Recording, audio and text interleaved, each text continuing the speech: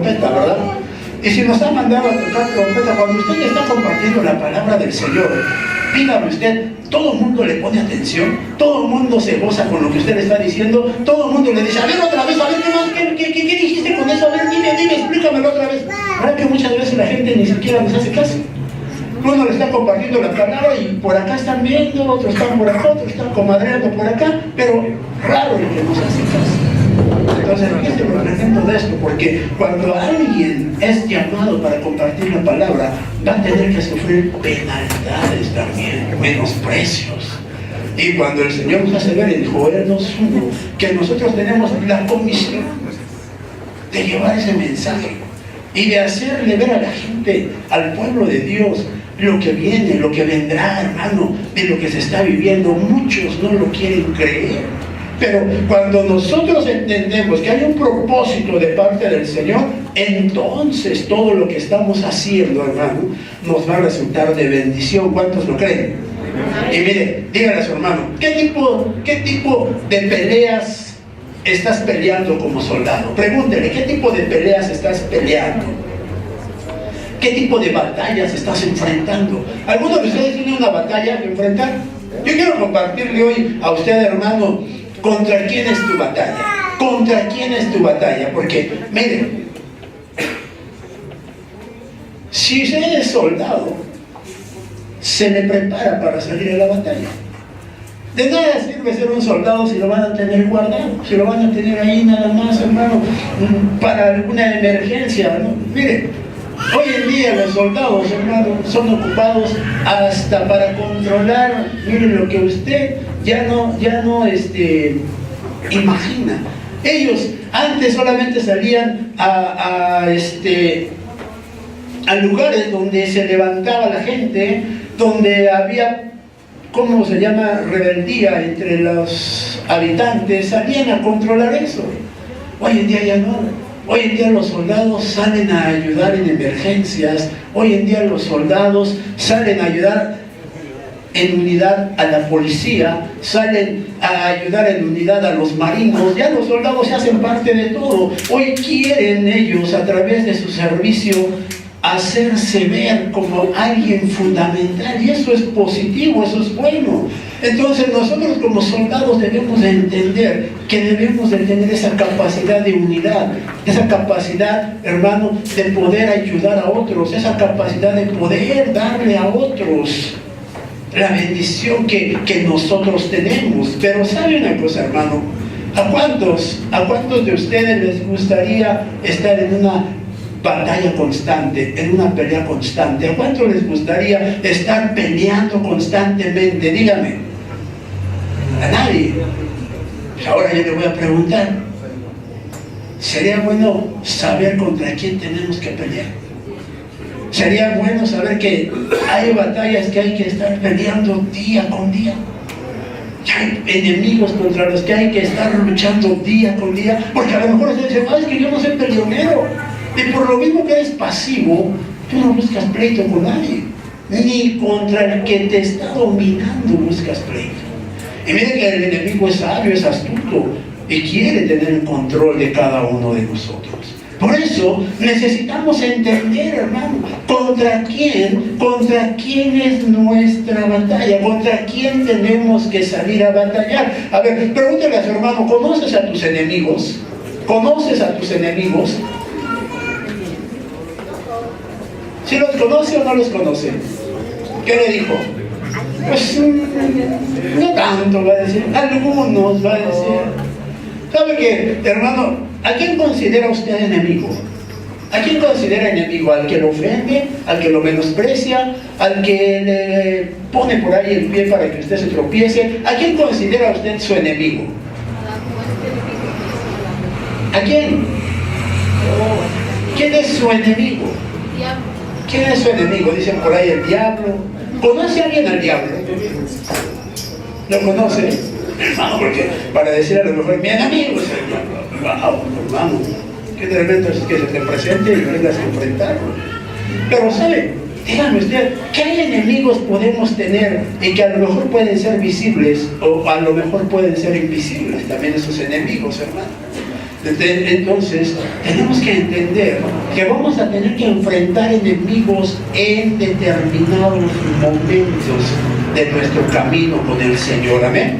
Díganles, hermano, entonces, si voy a tener que enfrentar diferentes tipos de enemigos, debo de estar preparado para esa batalla que voy a enfrentar, para poder pelear contra cada uno de ellos. ¿Cuántos dicen amén?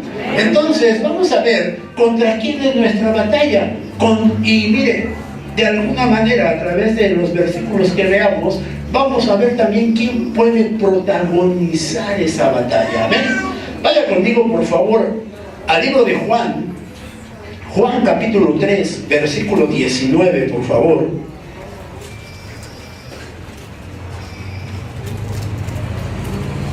Dice la palabra del Señor: y este es el juicio, que la luz vino al mundo, y los hombres amaron más las tinieblas que la luz, pues sus acciones eran malas. Amén. Entonces, fíjese, la primera batalla que nosotros vamos a tener que protagonizar va a ser la batalla contra las tinieblas, porque dice, y los hombres amaron más las tinieblas. ¿Sabe? ¿Qué son las tinieblas para usted? ¿Qué son las tinieblas? La oscuridad. ¿Qué son las tinieblas? ¿Qué es la tiniebla? Usted nunca ha entrado, hermano. Nunca ha ido de paseo al bosque. Nunca ha estado en el bosque ya tarde, hermano. ¿Cómo mira usted, hermano, ahí el ambiente? ¿Cómo mira usted todo lo que hay a su alrededor en un bosque? Porque cuando el bosque es espeso, ni la luna le alumbra el espacio.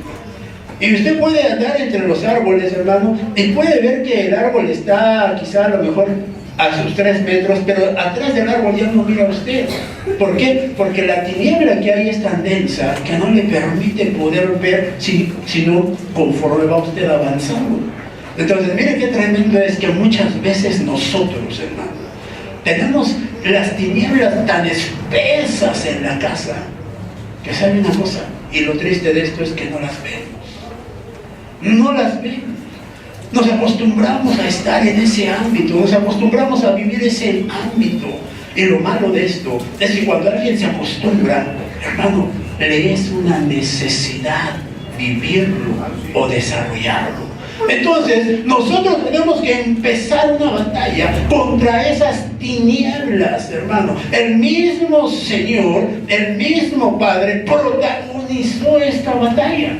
Él dijo, y Él hizo además esa separación, porque vio que no era bueno, hermano. No vio que no era bueno que esto estuviera pasando, y separó las tinieblas. Entonces, miren, ¿quién protagoniza esa batalla? ¿Quién la protagoniza? Díganle a su hermano, el Padre. El Padre. ¿Saben? El Padre tiene que tener la capacidad y la visión abierta para ver que es necesario quitar las tinieblas de la casa, hermano. Es necesario quitar esas tinieblas que están afectando nuestra casa, hermano. Pero, ¿qué hay cuando no queremos quitar esas tinieblas, hermano? ¿Sabe? Si usted tuviera, padre de familia, si usted tuviera una Jezabel, oiga lo que le estoy diciendo, si usted tuviera una Jezabel, ¿dónde estarían las tinieblas? En mi casa. ¿Dónde estarían las tinieblas en esa Jezabel? ¿Dónde? Usted va a decir, ¿por qué dice en mi casa si ya la tiene? Si ya tiene a Jezabel ahí, ¿por qué dice que en mi casa? ¿Cuál es la característica de Jezabel? Para poder entonces identificar cómo están operando las tinieblas en mi casa. Porque si la palabra dice que la mujer debe de ser sujeta al varón, entonces ¿dónde están trabajando las tinieblas cuando Jezabel está sujetando al varón?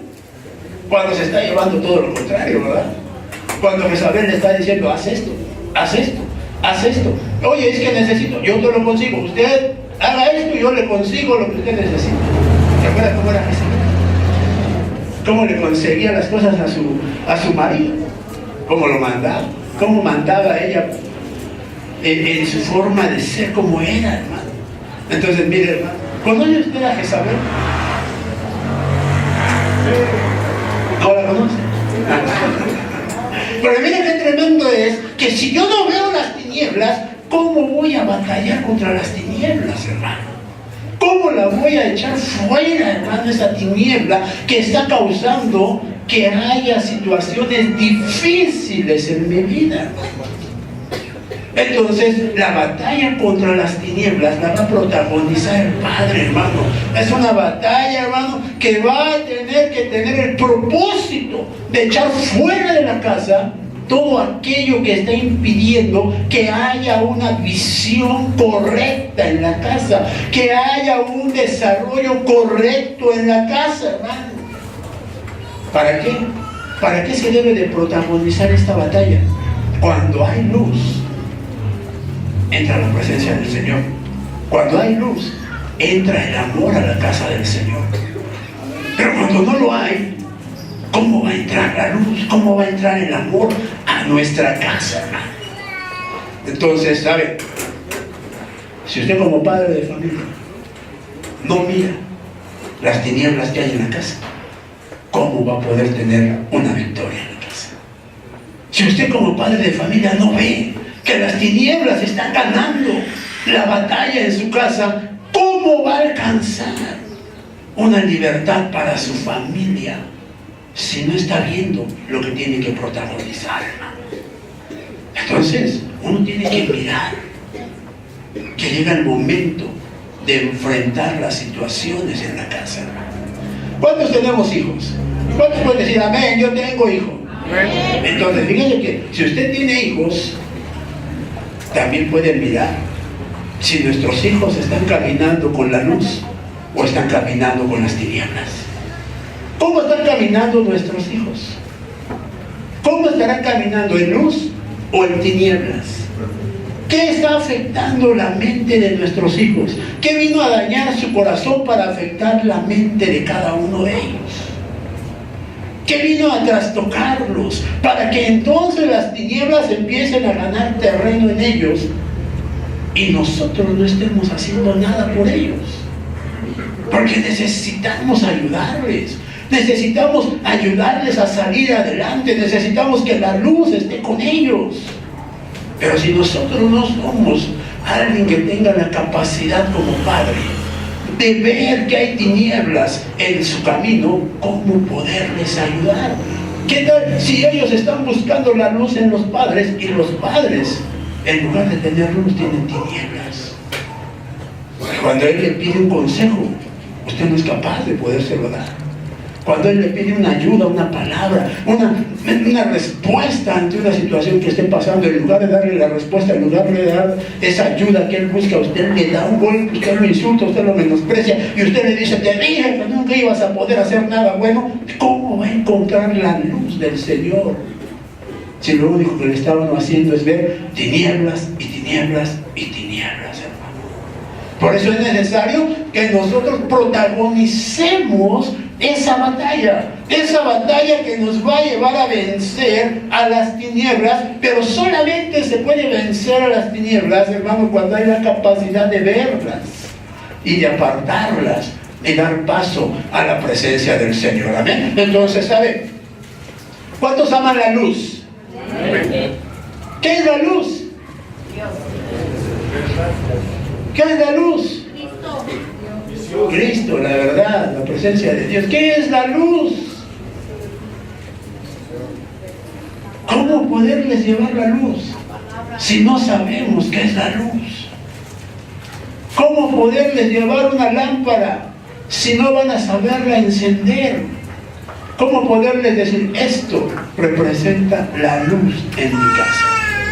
¿Qué representa la luz en tu casa? Que a lo mejor en el momento que hay un problema, tengas la capacidad de decir, te escucho, habla.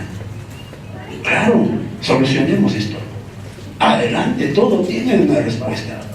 Hagamos esto. Que ellos vean que la luz está encendida y que hay la capacidad de escuchar para dar respuestas a lo que está pasando. Y no que cuando digas, hablemos, cuando empieza a hablar, empieza, no, si te digo, hermano, ¿dónde está entonces la luz si las tinieblas están trabajando? ¿Sabe? Usted no es de esos maridos o de esas mujeres, hermano, que cuando dicen vamos a hablar, mire, hermano, hasta se acomodan que dice que para que van a arreglar el problema o la situación, y nada más empiezan a hablar, hermano, y empiezan a aventar, mire, parece un huracán, empiezan a salir, mire, truenos, hermano, relámpagos, y dicen, íbamos a arreglar las cosas en lugar de arreglarlas. Esto se empeoró, hermano. ¿No le han pasado eso a usted? ¿No conoce de esos? ¿No? Qué bueno, gloria a Dios. Porque mire, hermano, yo sí me conozco a algunos de esos que dicen vamos a arreglar las cosas, y cuando les preguntan ¿qué tal? ¿Cómo estuvo el asunto? Y ya dejaron de hablarse, ya están a punto de divorciarse, y dicen no hay remedio ya. Iban a arreglar las cosas. Mejor las hubieran dejado como estaban, todavía se hablaban, se toleraban, pero ya que las iban a arreglar, mire, echaron a perder todo. Dice, no, hermano. ¿Sabe que arreglar las cosas no es sacar estos trapitos al sol? Arreglar las cosas es dar solución al problema y no acrecentar el problema, hermano. ¿Sabe que la palabra tiene algo muy hermoso que dice, hermano, que el perdón es olvido? ¿Sabe usted qué es eso? ¿Sabe qué representa eso? Dígale lo contrario a lo que tú y yo hacemos, mi amor, dígale. No, hermano, ¿cómo crees? Yo sí olvido, ya lo olvidé. ¿Alguien se acuerda de su pasado? Gloria a Dios. Gloria a Dios. ¿Alguien vive su presente? Si alguien está con su esposo o con su esposa al lado, dígale, por eso te aguanto, dígale. Porque estoy viviendo mi presente, dígale, hermano. Porque sé que lo que escogí me lo merezco. Porque sé que lo que tengo, eso escogí, dígale, hermano. Amén. Entonces necesitamos echar fuera las tinieblas. Amén. Gloria a Dios. Ahora mira. Segundo libro de Timoteo, capítulo 1, versículo 10. Dice la palabra del Señor, y que ahora ha sido manifestada por la aparición de nuestro Salvador, Cristo Jesús, quien abolió la muerte y sacó a la luz la vida y la inmortalidad por medio del Evangelio. Déjenme repetirle esta palabra, y que ahora ha sido manifestada por la aparición de nuestro Salvador, Cristo Jesús, quien abolió la muerte y sacó a la luz la vida y la inmortalidad por medio del Evangelio. Dígale a su hermano, la segunda batalla que tenemos que protagonizar es la batalla contra la muerte. La batalla contra la muerte. Y mire, hermano, esta batalla contra la muerte, dígale a su hermano, la protagoniza el Hijo, la protagoniza nuestro Señor Jesús. ¿Cómo la protagoniza? ¿Cómo se le va a ganar la batalla a la muerte? Porque ¿qué tipo de muerte podemos estar pasando usted y yo? No estamos pasando una muerte física, estamos pasando quizá una muerte espiritual. Una muerte espiritual. Y la muerte espiritual tiene el propósito de ¿qué? De alejarnos de la presencia del Señor. Amén. Entonces, la batalla contra la muerte física. ¿Alguien se ha sentido de mira, así que dice, ya no tiene caso ir a la iglesia? Ya no tiene caso estar en la iglesia. Mira, hermano, que allá en mi pueblo le decía yo antes al Señor, ya no tiene caso estar de hipócrita, Señor. ¿Para qué voy a la iglesia? De por sí no iba yo casi. Cuando iba, hermano, iba yo con mi carota. Entonces, mira qué tremendo es cuando alguien tiene ese espíritu, hermano. Qué tremendo es cuando alguien se voy a la iglesia.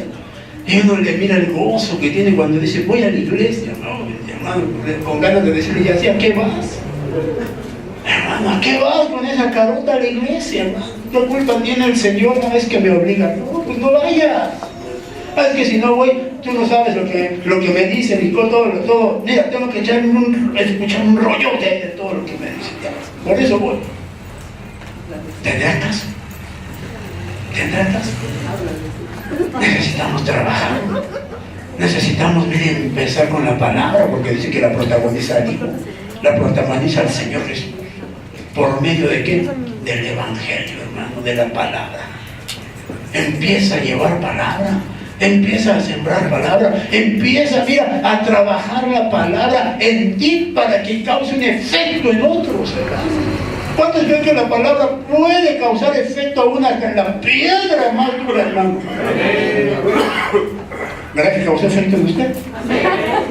Sí, causó efecto en mí, que era, miren, duro, hermano. ¿Qué no será, hermano? En aquellos que dicen, ¿sabe que el que dice que es más duro es más blando? Así es. Aquel que dice, no, a mí mira, aquí no entra el sincero, ni por muy duro que le den el fregadazo entra, hermano. Mire, usted agarre la palabra y empiece a hablarle, hermano. Y le dirá al principio, no me estés hablando de tu Dios. No quiero escuchar la palabra. No quiero que me estés hablando. Y usted insiste, usted insiste, usted insiste. Y llega el momento, mire, que la palabra penetra y empieza a causar un efecto en ellos, hermano. Pero, ¿qué hay que cuando a usted le dicen, deja de estar hablándome de tu Dios, y usted dice, conste, Señor, no quiere nada? Y deja usted de hablarle. Dígame, ¿qué hay? ¿Se perdió la batalla? Se perdió la batalla entonces. Entonces yo tengo que enseñarle a la gente que llega un momento en que debo de pelear una batalla contra aquellos, hermano, que están muertos espiritualmente, contra aquellos que no quieren nada con el Señor. ¿Cuántos tenemos hermanos que no quieren nada con el Señor? ¿Cuántos tenemos hermanos que dicen, voy a ir un día a tu iglesia? Y miren, ese día no lo ve usted que va llegando. Y aunque usted diga, por feo, un día lo voy a ver ahí, mientras usted no le hable de la palabra, mientras usted no le esté metiendo la palabra, no lo va a ver en su iglesia. Una cosa es la fe y otra cosa es que usted le esté hablando de la palabra. Tiene que pelear esa batalla. Tiene que inyectarle esa palabra, hermano. Tiene que sembrarle esa palabra para que empiece, mire, a cosechar, a cosechar, a cosechar. ¿Cómo poder enseñarle que hay un Jesús que dio su vida por él si yo no le presento el mensaje? Si yo no le digo, mira, aquí dice que este personaje dio la vida por ti. Porque si usted dice, Jesús, ya te dije que no me hables de tu Jesús, bueno, entonces te voy a mostrar este libro donde dice que este personaje dio la vida por ti. ¿Cómo piensa usted ganar una batalla? ¿Cómo la piensa usted ganar, hermano? Si no le presenta al que le va a dar la victoria. ¿Conoce alguien a Jesús? Ay, amén. Pero ve, hasta lo dice usted hasta con temor, hasta con miedo. ¿Conoce alguien a Jesús? Amén. Mire, grite, le voy a prestar un mano para que alguien grite igual que yo, de perdida, para que me despierte usted. Y diga, hermano, sí, amén, yo conozco a Jesús. ¿Quién es Jesús? Y que usted pueda decir, Jesús. A ver, yo conozco a un Jesús que hacía milagros, va a decir usted. No, yo conozco a otro. ¿Sabe qué? Ese sanaba. Ah, pero ya ven, yo conozco a otro mejor que ese que usted está diciendo. Este liberaba. ¿A qué Jesús conoces tú? Ah, yo conozco a uno que era, mire, hermano, humilde como no se imagina usted. Ah, pero yo conozco a otro que restaura, hermano. ¿A qué Jesús conoce usted? Yo conozco a otro que, mire, hermano, perdona por lo que le voy a decir, hermano, pero a lo mejor que usted conocía era muy bueno, pero el que yo conozco es mejor que el que usted, porque ¿sabe qué? Este perdona y no mira a quién está perdonando de lo que hizo. ¿A qué Jesús conoces tú? Porque sabe que usted y yo, como mire, candidatos, porque somos candidatos a ser hijos, ¿verdad? Somos candidatos, porque aquel que dice que ya es hijo, mire, hermano, déjeme decirle que a lo mejor ni sabe lo que está diciendo, pero muchos decimos somos hijos de Dios, hasta los pies. Mire, ¿usted ha visto cómo se esponja el pavo real? ¿Sí lo ha visto cómo hace? De repente, hermano, abre su abanico así muy hermoso. Así estamos usted y yo cuando decimos que somos hijos de Dios. Nos esponjamos. Mostramos lo mejor de nosotros físicamente, pero no lo espiritualmente. Mire qué tremendo es que en lugar de decir estoy buscando, estoy logrando, estoy alcanzando la meta, de ser hijo de Dios, porque la palabra dice que nos dio derecho de llegar a ser hijos, de llegar a ser hijos, no que ya somos, de llegar a ser hijos de Dios. Y entonces cuando alguien está en esa condición, hermano, y dice uno, ¿tú eres hijo de Dios? Mira, apenas estoy conociendo las facetas, y estoy viendo que yo no las vivo, porque él era un hijo misericordioso. ¿Cuántos de aquí tenemos misericordia? Él era un hijo que perdonaba. ¿Cuántos de aquí perdonamos? Y amén, y amén, y amén, y amén, y amén, y todo lo que le digan usted puede decir amén. Y el día que esté allá con el Señor, a ver, tú amén, ven para acá. Porque, hermano, que para todo decimos amén. El Señor va a decir, antes llamabas amén, ven. Tú decías que eras misericordioso. Y mira, la lista que tengo aquí no me muestra que tú tenías misericordia de nadie. ¿Qué era para ti la misericordia? ¿Estar juzgando a medio mundo? ¿Hacerle ver sus errores a medio mundo? ¿Cuestionarle sus errores a medio mundo? ¿Decir, como tú decías, que esa es su verdad a medio mundo? Eso era. Mira qué tremendo puede ser, porque, ¿sabe una cosa? Jesús, cuando estaba la mujer, esa mujer pecadora que decía Simón, ¿verdad?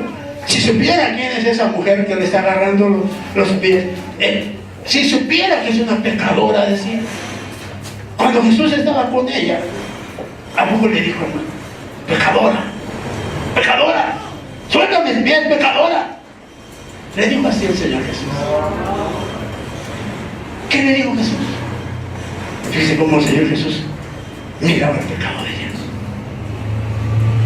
Como le decía el Señor Jesús a Simón, mira, por cuanto ha amado mucho, mucho es perdonado. Mira qué tremendo es, hermano. Porque le hizo ver a Simón, mira lo que tú miras como pecado que está haciendo ella. Ella lo hace en amor por otros. Qué tremendo puede ser que no entendemos la mirada de Jesús. Y decimos que somos hijos y no tenemos esa mirada, ni tenemos ese corazón, ni tenemos ese sentir por los que han fallado, por los que han caído. ¿Cuántos justos conoce usted que han caído? Hermano, los justos no caen, dice la palabra que los justos caen. Entonces, ¿por qué nos acabamos al que cayó? ¿Por qué lo queremos hacer en diferentes guisados? A ver cuál le sabe más sabroso a usted. Para ver cómo se lo acaba. Si lo que nos conlleva que cuando cae alguien, hermano, es ponerse a orar, es ponerse a pedirle al Señor por él. Un justo ha caído, Señor. Y pedir por ese justo que cayó. Pero si no es así, ¿cómo vamos a llevar nosotros una bendición a los demás, hermano? ¿Cómo? Dígale a su hermano, necesitamos pelear esa batalla contra la muerte. Necesitamos pelear esa batalla contra la muerte. ¿Cuántos dicen amén? ¿Sabe, hermano? Si nosotros no nos ponemos las pilas para pelear esa batalla, no vamos a poder alcanzar las metas que el Señor ha dispuesto para nosotros. Necesitamos ser justos con los demás. Necesitamos llevar bendición a los demás. ¿Sabe que cuando alguien está caído y usted tiene ese espíritu de unidad, hermano, le va a dar la mano para levantarlo? Y le va a decir, sigamos adelante. Aquí está mi mano para seguir adelante. Pero no que cuando usted lo vea caído le diga, ahí te quedas tú para que se te quite. No, hermano, no es así. Si es darle la mano y decirle, avancemos, caminemos. Aquí está mi mano. ¿Cuánto le puede decir al que está a su lado, aquí está mi mano? No, pero mire, hermano, que me agrada su ímpetu, hermano, porque aquí está mi mano. Aquí está mi mano, que le diga, que sienta el rigor, hermano. Pero no que, aquí está mi mano. Ay, hermano, parecía que estamos jugando manitas calientes, hermano. No sea así, no. Que sepa lo que recibe su hermano. Amén. Gloria a Dios. Génesis capítulo 6, versículo 3, dice la palabra del Señor. Entonces el Señor dijo: no contenderá mi espíritu para siempre con el hombre, porque ciertamente él es carne. Fíjense cómo el Señor nos hace ver que la batalla debe de ser en este momento contra la carne, hermano. Porque sabe, dice: no contenderá mi espíritu con el hombre. Sabe que cuando usted es espíritu, usted no va a dar paso a los pleitos, no va a dar paso a las contiendas. Pero cuando no hay espíritu y hay pura carne, se da paso al pleito, a la contienda. ¿Sabe? ¿Usted nunca ha peleado con su pareja? ¿Nunca ha peleado con su pareja, hermana? ¿Nunca han luchado por ahí un Raúl cristiano?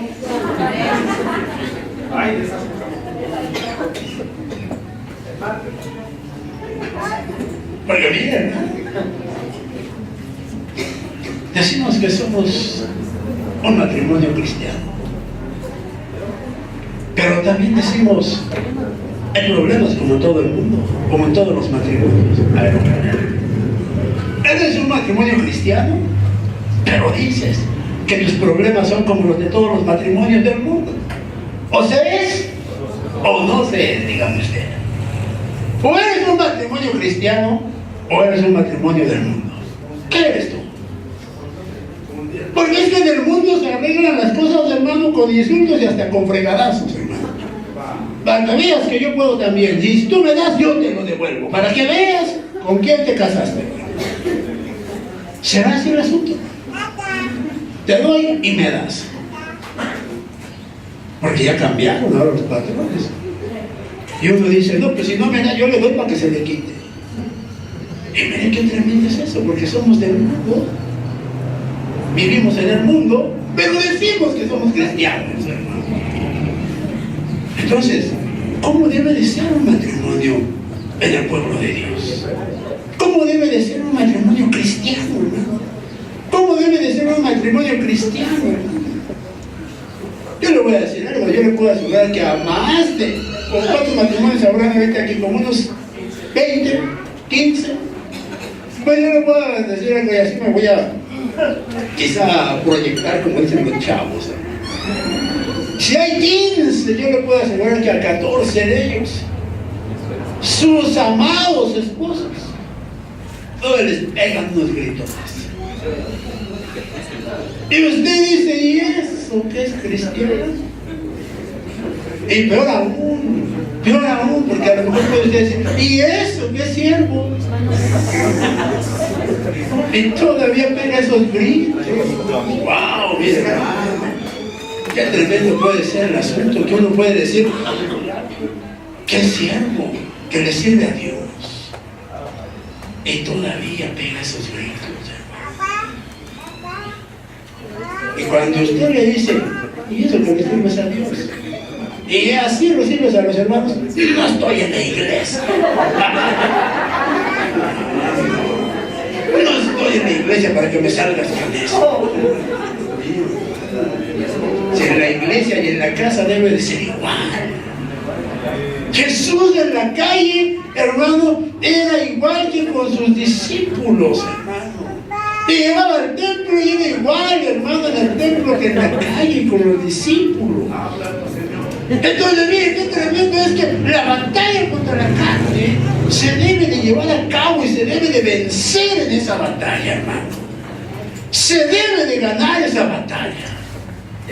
¿Cómo poder avanzar si no le ganamos la batalla a la carne, hermano? ¿Cómo? ¿Qué es carne, hermano? ¿Qué es carne? ¿Qué es carne? Pregúntale a su hermano: ¿qué es carne? Para saber contra qué tengo que batallar.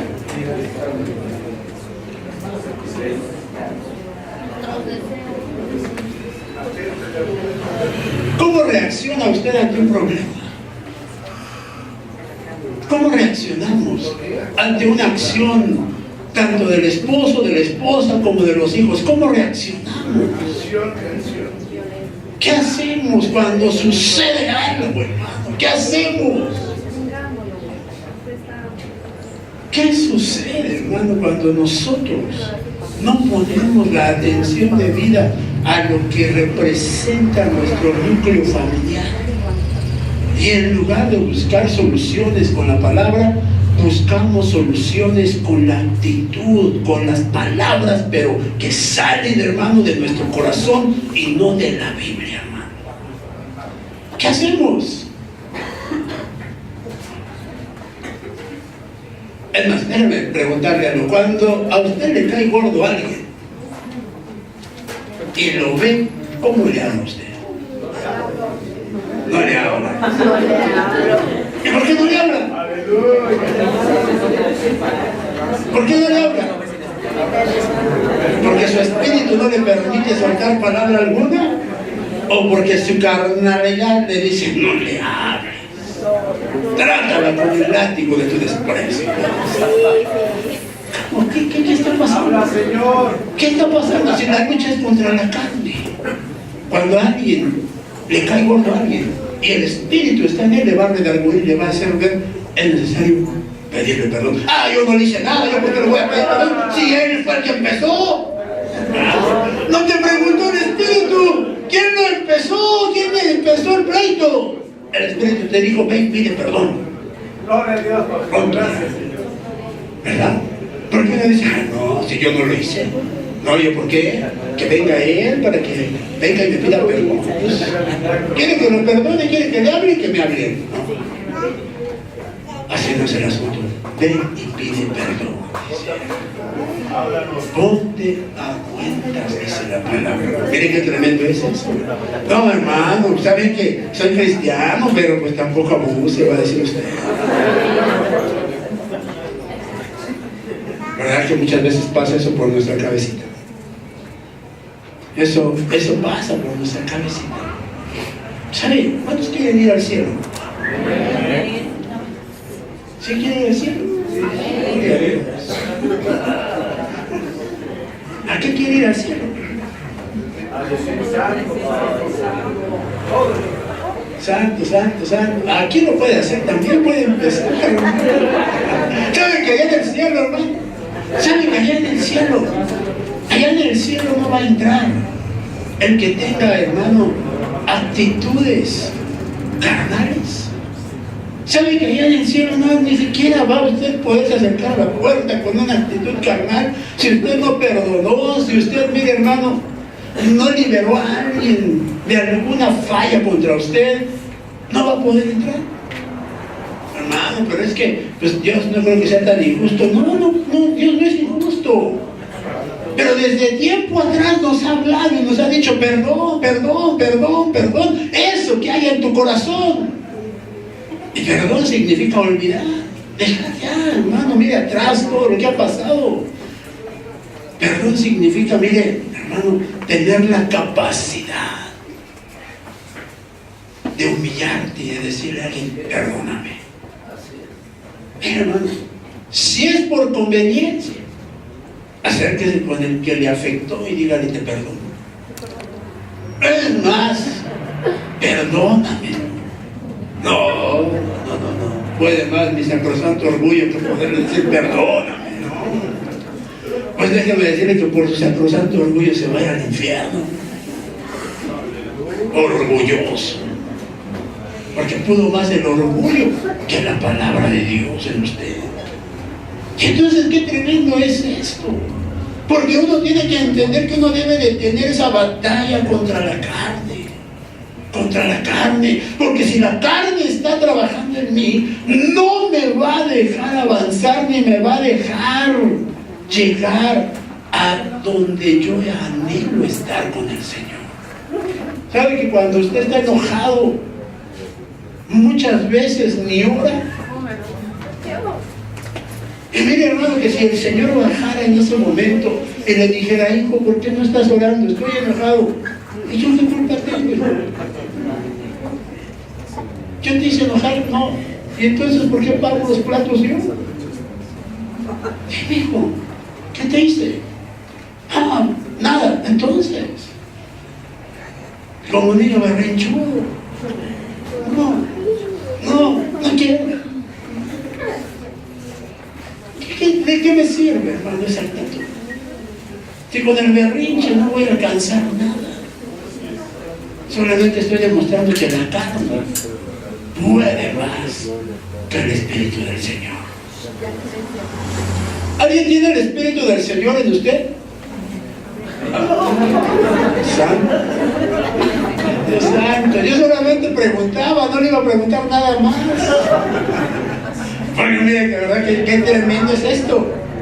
Qué tremendo es, porque entonces quiere decir que todos tenemos actitudes que todavía nos gobiernan, pero que están sujetas a la carne. Actitudes que siguen dañando, que siguen afectando y que siguen trabajando, hermano, en nosotros de una forma tremenda. Entonces dígale a su hermano, la batalla es contra la carne. La batalla es contra la carne. Aunque no quieras, dígale, tienes que batallar contra la carne. Tienes que batallar contra la carne. Por eso yo le preguntaba, ¿quién tiene el Espíritu? Porque esta batalla la protagoniza el Espíritu. Si no está el Espíritu, ¿cómo vamos a pelear contra la carne? Si solo hay carne, hermano. Carne con carne, se tragará.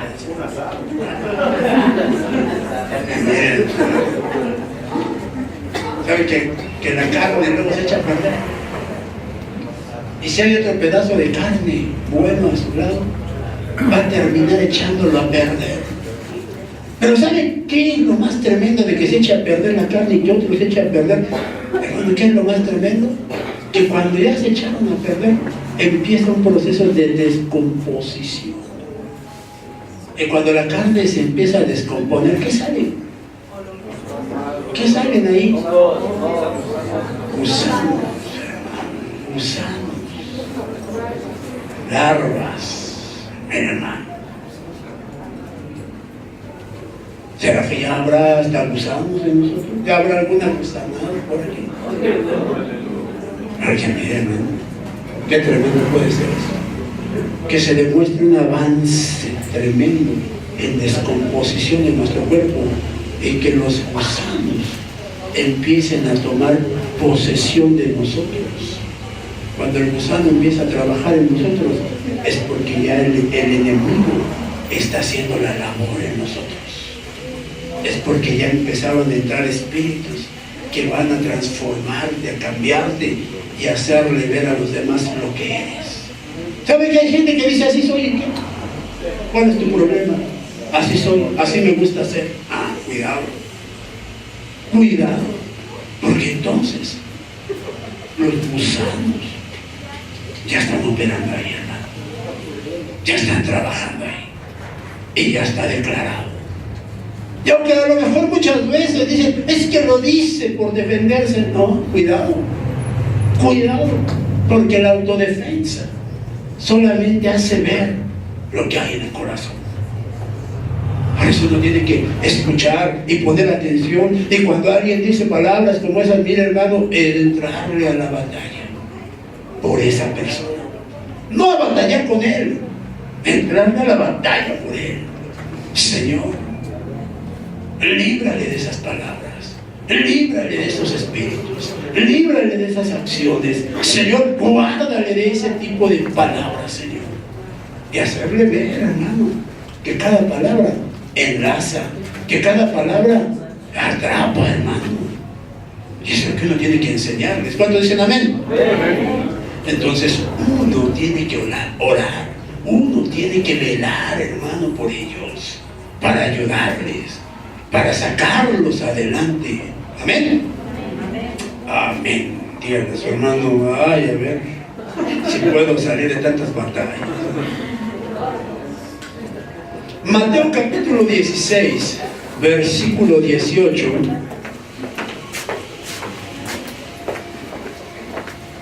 Mateo 16, versículo 18.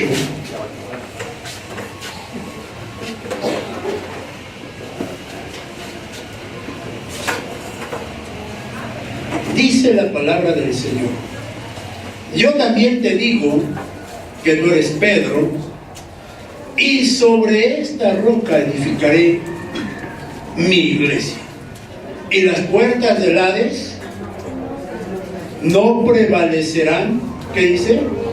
Contra ella. Miren, hermano, eso está bueno. ¿A quién le gustaría, hermano, entablar una batalla contra las puertas del Hades? No, hermano, eso ya está hablando usted de cosas ya muy difíciles. ¿Qué es el Hades? ¿Qué es el Hades? El infierno, dicen. ¿Sabe? El Hades es un lugar de tormento. Es un lugar de tormento. Entonces, esta batalla es contra todo aquel que nos atormenta, hermano. ¿Qué te atormenta? ¿Qué te atormenta? Voy a hacer una pregunta. ¿Alguien tiene pecados? ¿Te atormentan tus pecados? Porque si te atormentan tus pecados, quiere decir que el Espíritu te está queriendo librar de esos pecados. Pero si tú ya no te atormentas por tus pecados y los sigues practicando, es que ya se cauterizó, hermano, esa situación y ya no te interesa nada. Por eso la batalla es contra el tormento. ¿Qué te atormenta a ti? ¿Qué es lo que te lleva a mantenerte en esa condición? Para empezar una batalla contra esa situación. Para dejar, hermano, atrás esa situación. Mira, hermano, hay gente que le gusta sufrir, pero hay gente que no le gusta sufrir, hermano, y busca la solución a las cosas que están pasando, y busca, hermano, avanzar y que ya no se siga viviendo esa situación. Pero hay gente que sí le encanta lo que está viviendo. ¿Por qué les gusta el sufrimiento? ¿Por qué se han vuelto masoquistas, hermano? ¿Por qué? ¿Por qué? ¿Sabe que allá en el mundo hay mujeres que dicen, no lo dejo porque es el papá de mis hijos? Y por eso soportan, y por eso aguantan. No solamente que anden con otras mujeres, sino que no les den ni el gasto y hasta golpizas. ¿No? Yo le dije allá en el mundo. Yo no sé si en el pueblo de Dios hay de esas. Pero mire, hermano, si las hay, tenga cuidado. Porque mire que el tormento llega a acabar a la gente. Llega a acabar a la gente. Y muchas veces, ni aún clamándole al Señor, va a salir de ahí. ¿Se acuerda usted de Lázaro? De ese mendigo. ¿Se acuerda? ¿Se acuerda que había un sacerdote? Mira, hermano, uno llegó al Hades, el otro llegó al seno de Abraham. El que estaba en el seno de Abraham, hermano, bendecido, porque mira, era consolado, dice, por Abraham. Pero el que estaba en el Hades, mire, hermano, el tormento que tenía.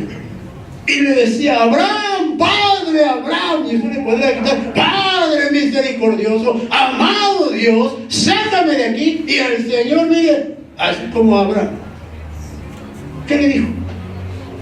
Cuando él le decía, envía a Lázaro. Tranquilo, ahí donde estás, nada de que envía. No hay mensajes ni secretos que se le pueda llevar a quien tú quieras. De ahí no sale nadie, le decía. Envía. Por favor, diles, porque si tú envías a Lázaro, ellos van a creer. No necesito enviar muertos para que crean. Para eso, ¿a quién tiene algo? ¿A quién? Para eso tienen a Moisés y a los profetas. Ah, mire qué tremendo. ¿Saben? Tenemos la oportunidad para no llegar ahí. Tenemos la oportunidad para no llegar al Hades. Para eso el Señor ha levantado pastores. Para eso ha levantado pastores que lleven la palabra. Escucha la palabra. Evita caer en esos errores. Evita continuar en lo que estás haciendo. Si la palabra te dice que eso no es correcto, ya no lo hagas. Pero hay gente que le gusta sufrir el tormento. Hay gente que le gusta estar en esos tormentos en lugar de frenar la situación, en lugar de decir basta, en lugar de poner un hasta aquí. Quieren continuar en lo mismo. Es que ¿qué hago, hermano? Es que si yo le digo que se vaya, ¿quién los mantiene? ¿Saben? Allá en el cielo hay un Padre. Y ese Padre dice que si Él mantiene, alimenta a las aves y viste todavía a las flores del campo, dice, cuanti más no te va a bendecir a ti, cuanti más no te va a alimentar, cuanti más no te va a vestir a ti, dice, que vales más que las aves. Entonces, ¿por qué estás pensando, ¿y quién me va a ayudar? Ahí no se le va a aparecer el chapulín colorado. ¿Quién podrá ayudarme? Ahí no le va a ayudar el chapulín. Aquí tiene que clamarle al Señor. Tiene que orarle al Señor y decirle, te necesito, Padre. Ayúdame, Señor. ¿Cuántas veces le ha clamado al Padre usted? ¿Cuántas veces, mire hermano, se ha tirado y como chamaco berrinchudo le ha dicho, ayúdame, no me paro hasta que me ayude, Señor? ¿Cuántas veces lo ha hecho así, mire, con ganas, hermano? O es de los que dicen, no, es que si empiezo con mis gritos me callan. Dígame, hermano. A lo mejor el que está a su lado es con el que tiene el pleito. Y por eso dice, no, si me pongo a clamar, ahorita me corre. Hay que enfrentar. Hay que enfrentar a ese león. Hay que enfrentar a ese gigante. Y empezar una etapa diferente. Una etapa de confianza en el Señor y no del hombre. Si no lo hacemos, hermano, ¿qué va a pasar con nosotros ante esta batalla? A alguien le gusta el tormento, le decía yo hace un momento. A alguien le gusta ser atormentado. Hermano, entonces, ¿hasta cuándo va a decir basta? Basta. ¿Sabe que la escasez es un tormento? ¿Hasta cuándo vamos a decir basta a la escasez? ¿Sabe que los problemas son un tormento? ¿Hasta cuándo vamos a decirle a los problemas basta? ¿Hasta cuándo? Por eso necesitamos ponerle un freno, hermano, a todo esto. Pero sabe que la batalla contra la iglesia es una batalla que protagoniza el Padre, el Hijo y el Espíritu Santo. Y la iglesia tiene que salir a pelear. Y esta es una batalla familiar, hermano. Pero ¿cuántos están dispuestos a enfrentar a su peor enemigo? ¿Cuántos, hermano? ¿Sabe que enemigos en la casa nos dicen, me voy si me vuelves a decir algo? Me voy, me vas a perder. Y a ver qué vas a hacer. Muchas veces eso nos frena, hermano. Y ciertamente es difícil a lo mejor decirles, pues vete. Pero ¿saben qué es necesario? Allá en mi pueblo dicen, hermano, que el muerto y el arrimado a los 3 días apestan. Y por mucho, déjame decírtelo así, por mucho que la tía Juanita o la tía Petrita o la abuelita Perenganita o el abuelito Sultanito te digan que te quieren, ¿Sabe qué? A los 3 días. Después de un tiempo que veas que no haces nada, que no te acomides a hacer nada, que vives como canijo oso polar, te van a decir a ver cuándo se regresa a su casa. A ver, váyase a hablar con su madre, pida perdón y regrésese a su casa, porque ya no te aguantan. Y es lo que tienen que enseñarles, que si no saben lavar, aunque sea un plato, ¿cómo los van a aceptar en otro lugar, hermano? Por eso el mundo de confort que usted y yo les generamos, hermano, ellos dicen, de esta burbuja no me salgo.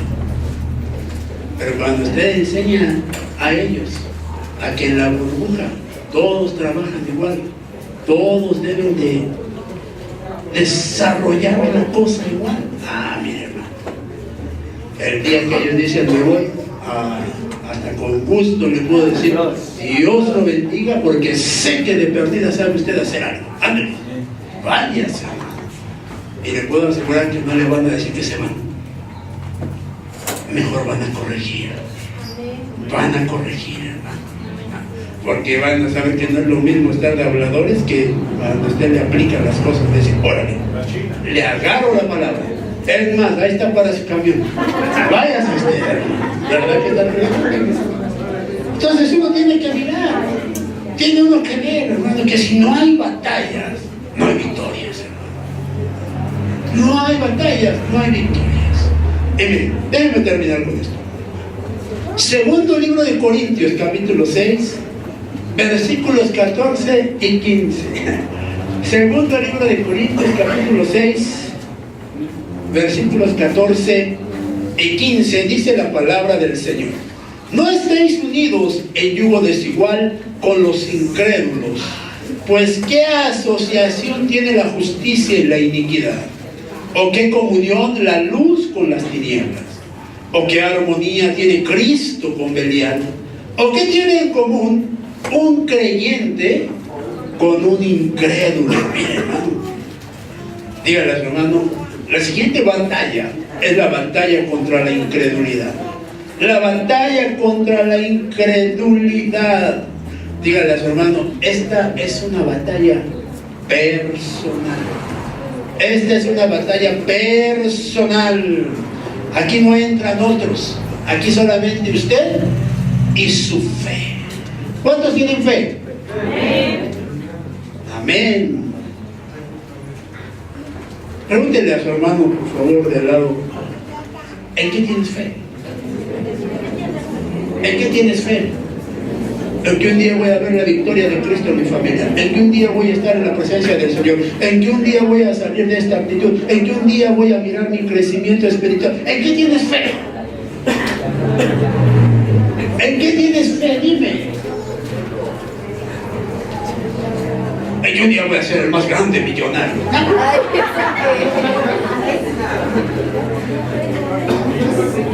¿Cómo puede llegar usted a ser millonario?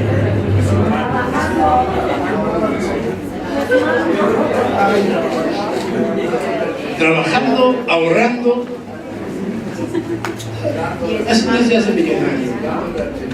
Trabajando y ahorrando nunca se va a ser millonario. Trabajando y ahorrando se va a ser el más codo que usted puede imaginar. Porque va a decir, no me lo gasto, no me lo gasto, no me lo gasto, ¿no? El millonario es millonario porque invierte, porque arriesga. Porque mira, hermano, tiene y dice, ¿en qué invierto? Esto no está viendo en qué se va a comprar. Está viendo en qué lo voy a invertir, en cómo me va a generar, se va a multiplicar esto. Porque aún, mire, déjeme decirle que aún aquellos que no caminan como usted y como yo con el Señor, que decimos que es nuestro Padre, que es nuestro Señor, aún aquellos se atreven a decirle a Dios que les ayude. En su ignorancia de un Dios le dicen, ayúdame. Pero ¿saben una cosa? La clave para ser millonario en el pueblo de Dios es la palabra que es dándole a Dios. ¿Qué le das a Dios? Para recibir de Dios. Si tú no le das a Dios, ¿cómo te va a dar Dios? Entonces, ¿qué le damos a Dios? Le damos problemas, te lo soluciona. ¿Qué le damos a Dios? ¿Qué le traemos a Dios? ¿Qué estamos haciendo para que el Señor nos siga bendiciendo día con día? ¿Qué le estamos dando al Señor? Señor, yo ya cumplí, yo ya te traje, Señor, mi primicia. Amén. Amén. Pero ¿qué más le das al Señor? Tú le diste al Señor para que Él no deje de darte a ti. Y Él te lo va a cumplir. Porque es un Dios fiel. Porque es un Dios que cumple tus promesas. Y tienes tu sustento garantizado todo el año. Porque creíste y confiaste en Él. Pero ¿qué más hay? ¿Qué más hay? ¿Qué más hay cuando tú siembras? Viene la cosecha. Cuando tú eres una persona capaz de decirle, aquí está mi ofrenda, Señor. Esa es tu siembra. Y entonces empieza la cosecha. ¿Saben que cuando usted siembra, todos los que son de campo saben que cuando ellos siembran, tienen que tener el cuidado de su siembra? No nada más llegan y avientan ahí el grano. No, ellos prepararon su tierra para llegar y depositar el grano. Y después de que lo depositaron, mire hermano, empiezan a regar, empiezan a cuidar, empiezan a echar.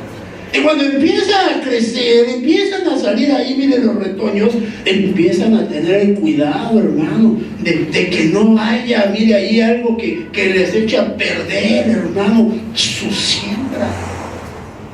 Que no haya piedras que obstaculicen que haya un crecimiento. Y cuando empiezan a crecer, hermano, empiezan a mirar el fruto. Pero cuando tienen su crecimiento a su tiempo, empiezan entonces a recoger lo que es el producto de su siembra, la bendición del Señor. ¿Cuánto tiempo pasa? ¿Cuánto tiempo pasa? Porque a lo mejor usted dice, ahí está, Señor, mañana lo quiero ver. Ya está, la naturaleza te enseña cuál es el proceso. Entonces uno tiene que entender eso. ¿Sabe? ¿Cuántos quieren ser millonarios? ¿Qué necesitas que el Señor haga para que tú puedas ser el millonario que anhelas ser? ¿Qué necesitas? ¿Sabe? Lo primero que necesita el Señor hacer es transformar esto. Transformarnos la mente. ¿Por qué? ¿Para qué quiero ser millonario?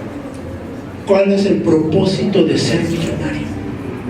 ¿Qué voy a hacer con lo que tenga yo? ¿En qué voy a invertir lo que tenga yo? ¿Cómo voy a vivir lo que tengo yo? Porque si antes no tenías y hoy tienes mucho, ¿qué puede pasar? ¿Qué puede pasar? Dice por ahí, se vuelven locos, dice. ¿Qué puede pasar, hermano? Entonces tenemos que entender que lo que yo voy a recibir de parte del Señor va a tener que sufrir, hermano, en mí un proceso de transformación que me va a permitir poder dar lo que yo recibo. ¿Sabe? Hasta uno, como pastor, tuvo que tener un proceso, tuvo que tener un crecimiento, un desarrollo, una formación, para poder dar, para poder, mire hermano, traer lo que el Señor nos da. Porque mire, usted puede sentarse a platicar con gente que conoce mucho de la palabra, pero cuando se sienta a platicar con ellos, ¿cuál es la actitud? ¿Cuál es la actitud? ¿Es una actitud de que ve lo que yo sé? ¿O es una actitud de te comparto lo que he recibido? Porque ahí va a mirar ustedes quién ha tenido una formación y quién no la ha tenido. Entonces, ¿qué podemos ver nosotros en esa batalla, hermano, contra la incredulidad? ¿Quién trae la bendición? Entonces yo debo de creer que si el Señor me ha hecho una promesa, la promesa se va a cumplir. Y que si el Señor me dijo, te voy a dar, mire, hermano, yo no tengo que estar pensando hasta cuándo, hasta cuándo, hasta cuándo. Porque tus tiempos no son los tiempos de Dios. Porque tú no manejas el tiempo que Él maneja.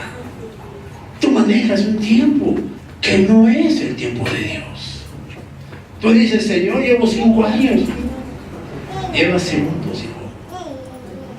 Lleva segundos. Yo te hice una promesa. Pero mi promesa todavía tiene un tiempo para cumplirse. ¿Qué te ha prometido Dios? ¿Te ha prometido algo? Déjame decirte, lo vas a ver. Lo vas a recibir. ¿Cuándo?